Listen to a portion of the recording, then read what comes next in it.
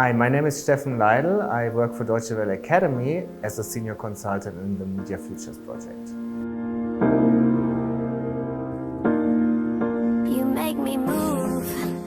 The Media Futures project is a unique project with which we try to foster innovation in East Africa. So we do this in several ways. First of all, we have an innovation center where we try to find the most talented people who have innovative ideas, and then they get an acceleration program of 12 months. And at the end, they present a product and a company. But we also have other pillars in this project. For example, we do research on media viability in 3 countries, Uganda, Tanzania, and Kenya. And at the same time, we support small and medium-sized media houses in the 3 countries, for example, trying to find solutions for their complex problems. We, for example, have trained media viability consultants in these countries so that these media houses can find solutions to their problems. You make me move. You make me dance. One of our core topics as a media development organization is media viability. And media viability is so important globally because we see that media are facing existential threats all over the world and also in East Africa. So what we try to do is now to find solutions, practical solutions for media houses in East Africa. And for this, our role is also bring in the expertise of an international broadcaster like Deutsche Welle.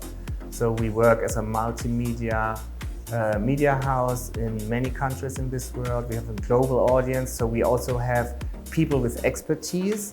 And at the same time, as media development organizations, what we bring in are methods and processes we can use to foster innovation. For example, how to teach journalism, how to train journalists. And we build up also a kind of coaching and mentoring system for innovators in this program.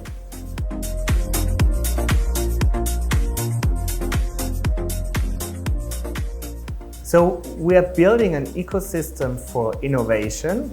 This might sound a little bit abstract, but concrete. This means that we need to create spaces where innovation can happen. And this is the idea of this innovation center in Nairobi, because we have a physical space where innovators can meet and exchange their ideas, their experiences, and grow their ideas. So we are building a kind of protected space for them to grow their ideas and also to build collaboration, relationships with other media.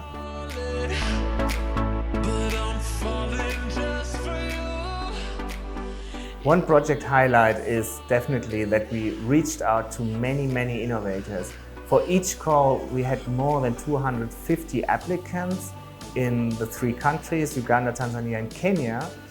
And it's great to see that our selected innovators made it into the media ecosystem. And now we have, for example, outstanding media startups like Debunk in Kenya, Owner Stories in Tanzania, or Minority Africa in Uganda, that are already an important part of the media ecosystem in their country.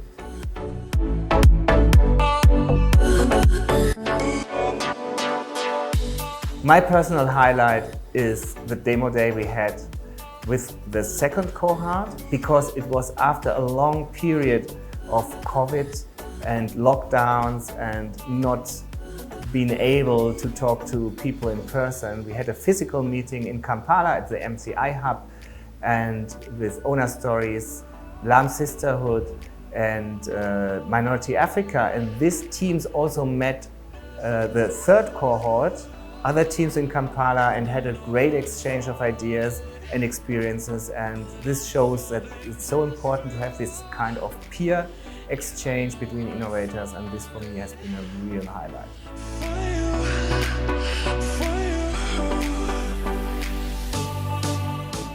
I mean, there's always fun involved, because if you work with creative people, it's all the time there are moments of fun and entertainment, and we have a very great team between AKU and Deutsche Welle Academy with different characters, and this is always a reason for fun.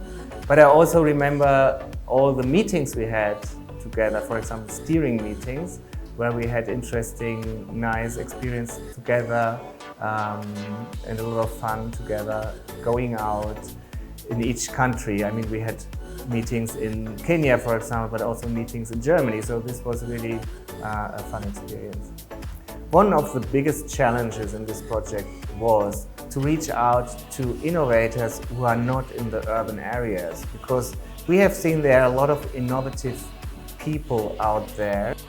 Due to reasons of connectivity, they are not really able to participate in many of our activities as we had COVID.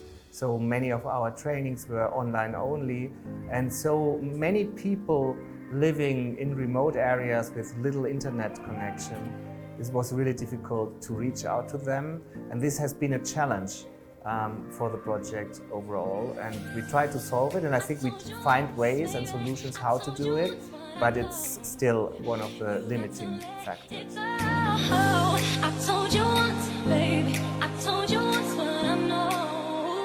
Another challenge, of course, is when you work with innovative media startups, is the viability and sustainability after our grant. Because we create a space where they can put their ideas into practice, but what happens after the 12 months?